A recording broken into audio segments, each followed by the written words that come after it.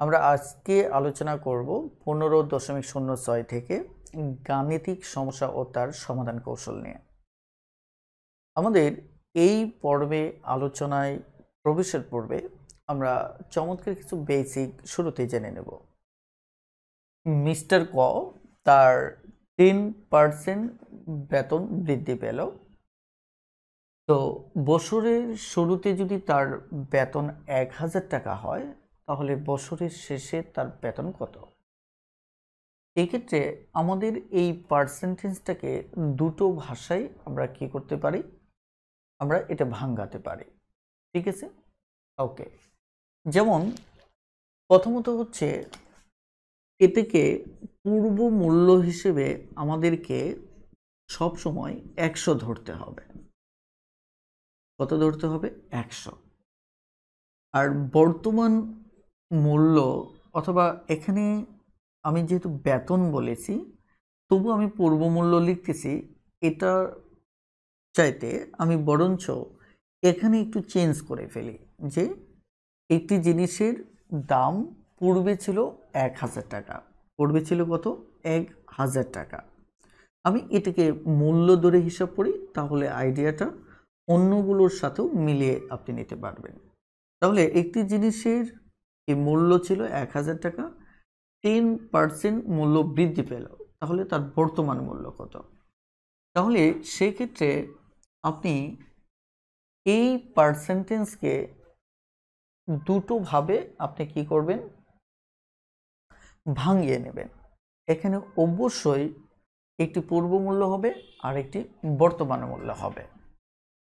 এখন বর্তমান মূল্য যদি বৃদ্ধি পায়, যেমন আমরা বলছি যে বৃদ্ধি পায়, তাহলে সেটি পূর্বে যেটা 100 টাকা ছিল সেটা বর্তমান মূল্যে আসবে কত?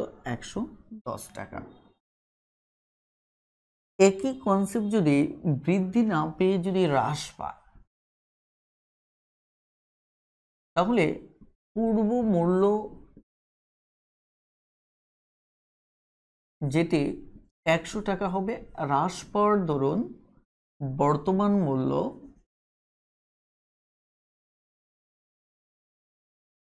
আমাদের 90 টাকা হবে। তাহলে এখানে দুটো আইডিয়া দেখলাম, যে বৃদ্ধি যদি পাই তাহলে এই শতকরার হারকে আমরা এভাবে ভাঙাবো, আর হ্রাস পেলে এভাবে ভাঙাবো। এখন লক্ষ্য করুন যে আমাদের এই আইডিয়াটা শুধুমাত্র যে মানে পূর্ব মূল্য আর বর্তমান মূল্য, বিষয়টি কিন্তু এমন না। এটি হচ্ছে যেমন জনসংখ্যার ক্ষেত্রে হতে পারে। আমি ধরে নিলাম যে 1990 সালের একটি গ্রামের জনসংখ্যা ছিল 1000 জন। 10% বৃদ্ধি যদি পায়, তাহলে বর্তমানে দ্যাট মিনস 1900, এটা যদি বছরের শুরুতে হয়, তাহলে বছর 10% বৃদ্ধি পেলে তাহলে জনসংখ্যা কত দাঁড়াবে? অথবা 1990 সালে 1000 হলে, তাহলে এখানে বছরের শুরুতে যদি আমি ধরে নেই 1990 সালের বছরের শুরুতে যদি 1000 জন হয়, 10% বৃদ্ধি পেলে তাহলে বছরের শেষে কত হবে?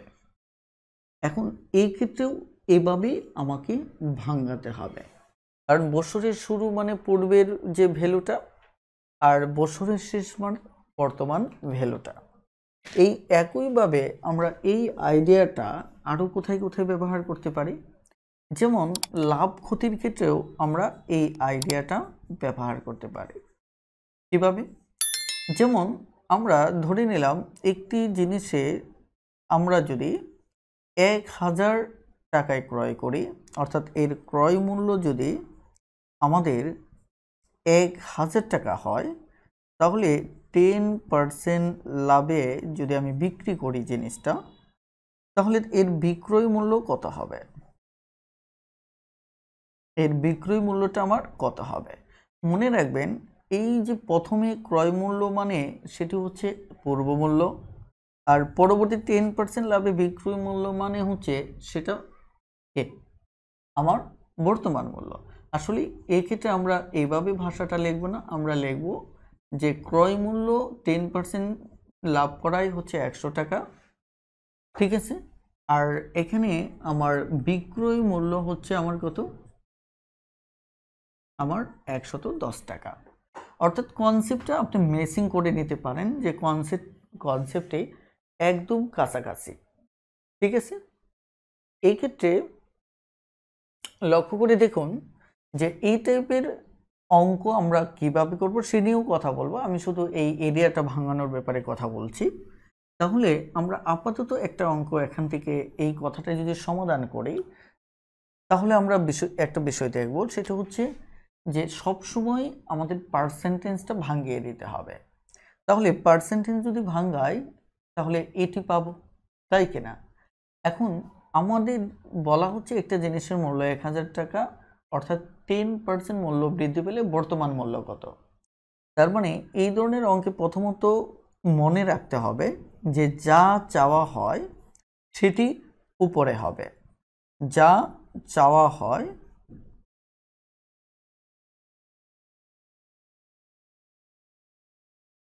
সেটি উপরে যাবে। অর্থাৎ কোথার এই কথাটা কার ক্ষেত্রে প্রযোজ্য, আমাদের এই শতকরার হারের ক্ষেত্রে প্রযোজ্য। শতকরার হারে এখানে দুটো ভাষা পাবেন, এর ভিতর কোনটা চাওয়া হচ্ছে সেটাকে উপরে বসাতে হবে। অর্থাৎ আমাদের চাওয়া হচ্ছে যে একটা জিনিসের মূল্য 1000 টাকা হলে 10% বৃদ্ধি পর ওই জিনিসটার মূল্য কত দাঁড়াবে। তাহলে আমরা প্রথমত যে কাজটা করব এইভাবে ভাঙিয়ে নেব, ভাঙিয়ে নেওয়ার পর চাওয়া হচ্ছে বর্তমান মূল্য, সেটা উপরে লিখব, আর 100টাকে নিচে লিখব। এবার যে ভ্যালুটা দেওয়া আছে এটাকে কি করব, আমরা গুণ করব 1000। তাহলে এটি কাটলে 10, তার মানে হচ্ছে কত, 1100। এভাবে আমরা অঙ্কটা করব। ইভেন আমরা যদি লক্ষ্য করুন যে এটি জনসংখ্যার ক্ষেত্রে হতো, সেম হতো, যে যদি বছরের শুরুতে যদি 1000 জনসংখ্যা থাকে, 10% বৃদ্ধিতে বছরের শেষে জনসংখ্যা কত হবে। তাহলে সেই ক্ষেত্রেও আমাদের এখানে কি হবে, 100, এটা বছরের শেষে 110 উপরে 100 নিচে গুণ এত। এখন যদি এমন হয় যে মিস্টার ক এর 10% বেতন বৃদ্ধির পর বেতন বৃদ্ধি পাওয়ায়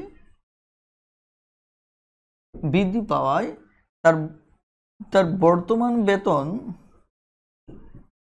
দাঁড়ায় ধরেন কত, 1100 টাকা, তাই কিনা। প্রশ্ন করতেই পারে যে তার পূর্ব বেতন কত ছিল, পূর্বে তার বেতন কত ছিল। তাহলে এখানে একটা কনসেপ্ট আছে, কনসেপ্টটা কি, যে আমাদের এখানে যে তথ্যটা চাওয়া হচ্ছে যে পূর্বে তার বেতন কত ছিল সেটা জানতে চাওয়া হয়েছে। তার মানে বেতন বৃদ্ধি পেয়েছিল কত, 10%। তাহলে 10% বৃদ্ধির ক্ষেত্রে আমরা এইভাবে ভাঙাবো। তাহলে তার বর্তমান বেতন যেটা দাঁড়াচ্ছে এটাকে যদি ভাঙাই তাহলে দুটো অংশ, একটা অংশ হচ্ছে তার বর্তমান বেতন, আরেকটা হচ্ছে বেতন বৃদ্ধি পাওয়ার আগের বেতন। তার মানে তার বর্তমান বেতন হচ্ছে 110 আর বৃদ্ধি পাওয়ার আগে ছিল কত, 100। এবার আমাকে বের করতে হবে পূর্বে তার বেতন কত ছিল, তার মানে এই আগের মূল্যটা বের করতে হবে। তাহলে উপরে 100 যাবে, আমি বলেছিলাম যেটি বের করবেন সেটিকে উপরে বসাবেন। সেটিকে যদি উপরে বসান তাহলে উপরে 100 যাবে, নিচে 110 যাবে। তাহলে আমাদের 1100 দ্বারা গুণ করতে হবে, অপর যে তথ্যটা দেওয়া থাকবে। এক্ষেত্রে আমরা যদি কাটাকাটি করি তাহলে কত হচ্ছে, 100। তার মানে এই ক্ষেত্রে আমার রেজাল্ট কত হবে, 1000। আমরা এই আইডিয়াগুলো নিয়ে আরও সামনে আলোচনা করব। আজকের ক্লাস মানেই হচ্ছে এই আইডিয়াগুলো নিয়ে কথা বলা। সঙ্গত কারণে চলুন আমরা পার্সেন্টেজ ভাঙানোর ব্যাপারটা নিয়ে কথা বলতে থাকি। তাহলে এইভাবে কেন রাশটা লিখব, এর অন্যতম কারণই হচ্ছে আমি যদি বলি যে একটা জিনিসের ভ্যালু হচ্ছে 1000 টাকা, এটা যদি 10% হ্রাস পায় তাহলে তার মূল্য কত দাঁড়াবে।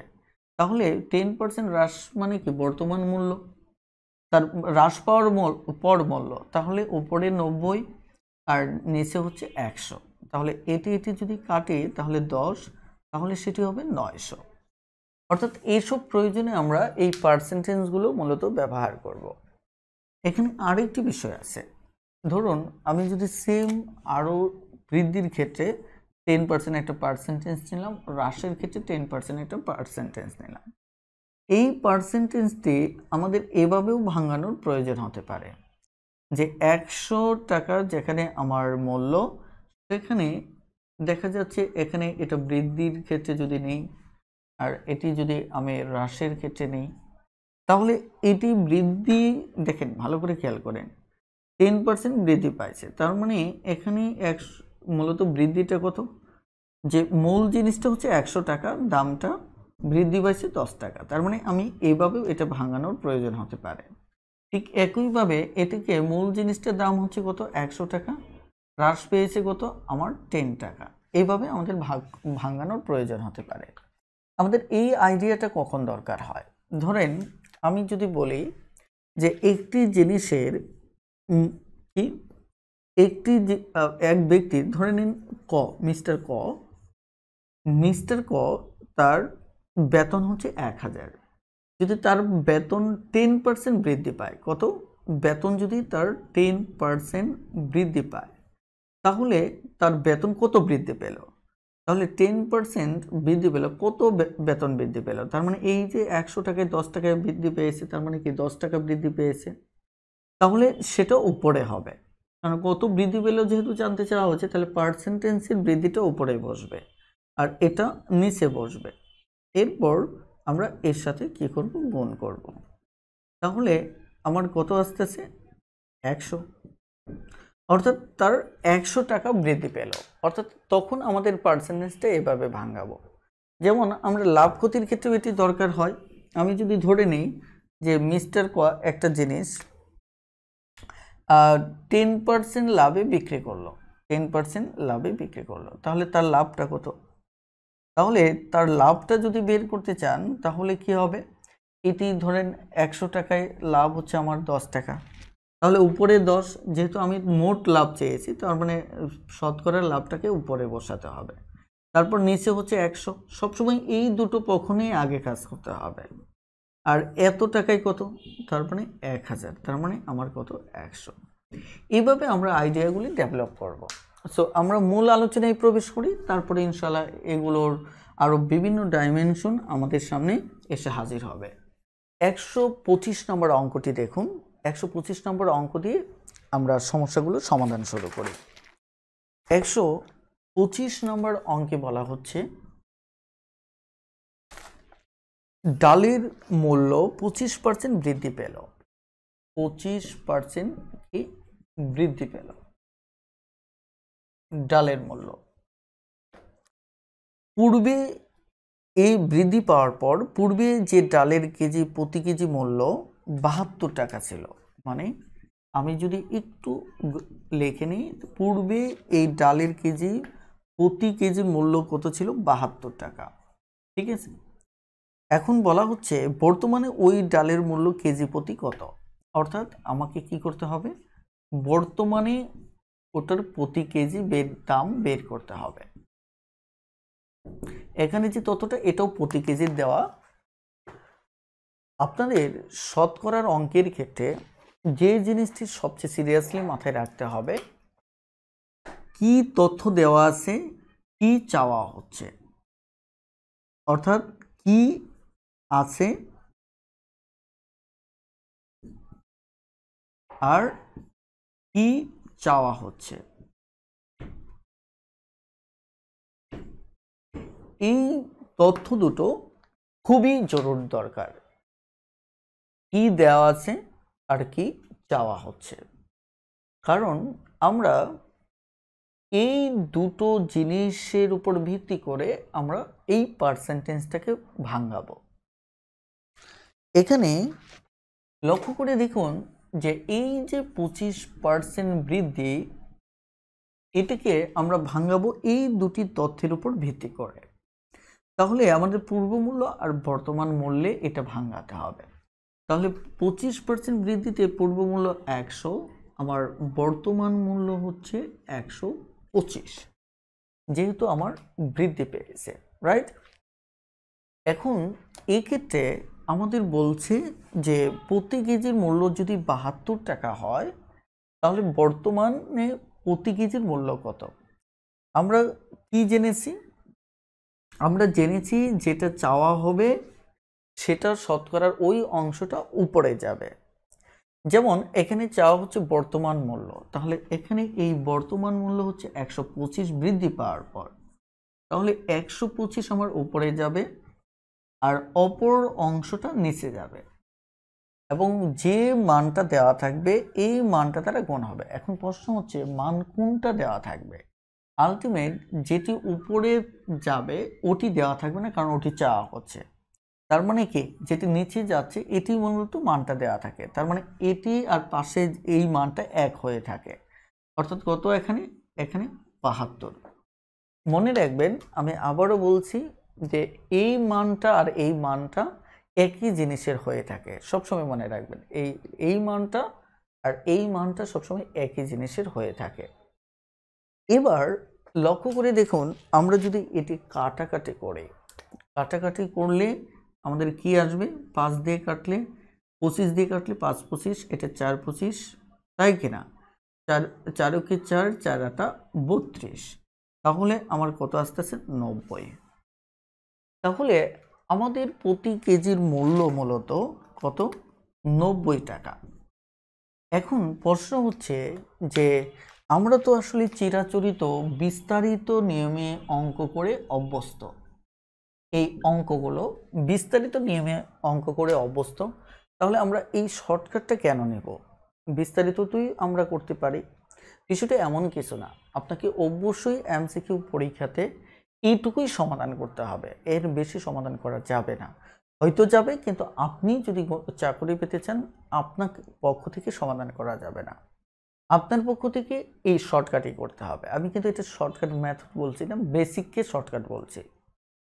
এবার লক্ষ্য করুন যে এখানে যদি ডিটেলস কনসেপ্টটা হিসাব করেন, আপনি কিন্তু ওই কাজটাই করবেন। কি কাজটা করবেন?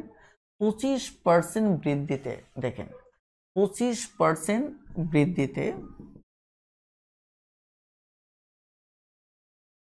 বৃদ্ধিতে আমার পূর্ব মূল্য 100 টাকা হলে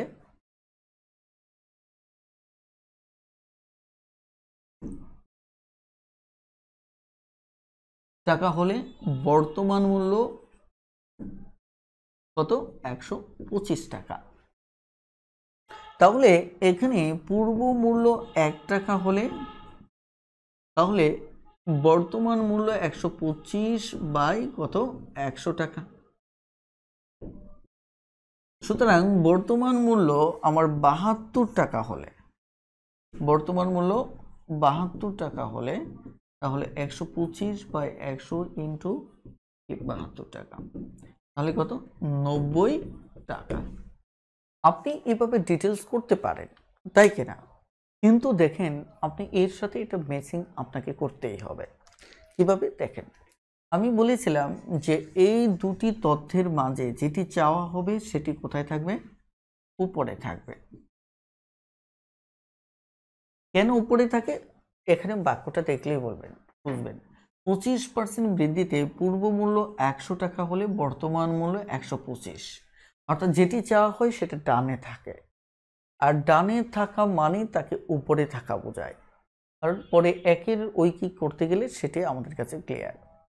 তাহলে আর যে তথ্যটা দেওয়া থাকে সেটি গিয়ে আমাদের পরবর্তীতে গুণ হয়। তার মানে এখানে পূর্ব মূল্য যেমন 100, এখানকার 72ও পূর্ব মূল্য। এই কারণে আমি বলেছিলাম যে এই দুটি তথ্য আমার সবসময় কি হয়ে থাকে? সবসময় একই হয়ে থাকে। আমি জাস্ট এই কারণে এই কথাটা বলছিলাম। আশা করি আইডিয়াটা বুঝতে পেরেছেন। এবার আমরা আরও এক দুটি অঙ্ক করি, ইনশাল্লাহ আমাদের এই আইডিয়াগুলো আরও ক্লিয়ার হবে। আমাদের তাড়াহুড়া নেই, আমরা ধীর স্থিরভাবে অধ্যায়ে যতগুলো পর্বই লাগুক আমরা কন্টিনিউ করব, আমরা ধীরে ধীরে এগোতে চাই। ঠিক আছে? ওকে। তাহলে পরের অঙ্কটি পড়তে থাকুন।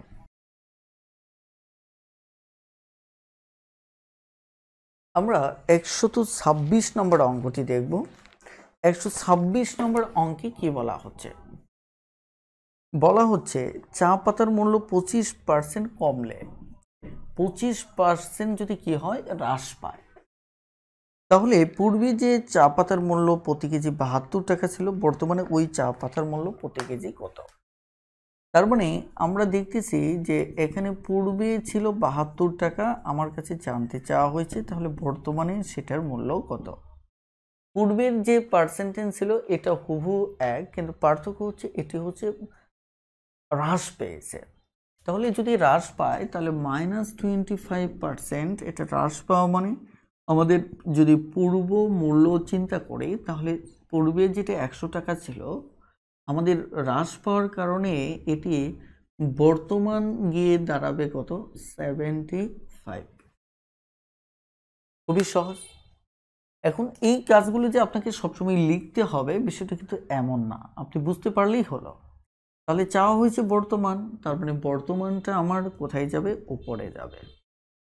আর পার্সেন্টেজের অপর তথ্যটা নিচে যাবে। আর প্রদত্ত পূর্ব মূল্যটা সেটা কি হবে? আমার গুণ হবে। যদি গুণ হয় এখানে 3 এখানে 4, 4 8 4 5, উত্তর হচ্ছে আমাদের 72, সরি 54। তাহলে আপনারা 127 নম্বর অঙ্কটা দেখে নেবেন।